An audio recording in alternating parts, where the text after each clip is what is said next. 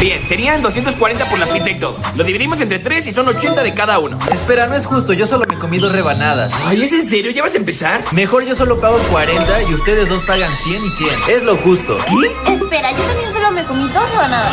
Significa que tú comiste 4. Porque ustedes solamente pensaron en comerse las papas. Así que ya no se quejen, dividimos esto entre 3 y listo. Lo dice el que se devoró la pizza entera. Ay, ¿tú qué? ¿Cuánto de refresco tomaste? Saben que tengo un problema y tengo que tomar mucha agua. De hecho, yo ni pedí refresco. Pues claro que no, porque tú te tomaste el mío. Ah, sí, pero tú lo pediste. ¿Y eso qué tiene que ver? Además, ¿qué onda con las alitas? Tú te comiste 6 y tú te comiste las otras 6. Yo ni siquiera las probé. Sí, pero las alitas no cuentan. Exacto, la pizza es más llenadora. Ay, si querías llenarte, no hubieras dejado todas las orillas sin comer. Es cierto. ¿Crees que me regresen el dinero por estas orillas? ¡Mesero! De hecho, en estas alitas todavía queda un poco de carne. No deberían de cobrarnos por esto.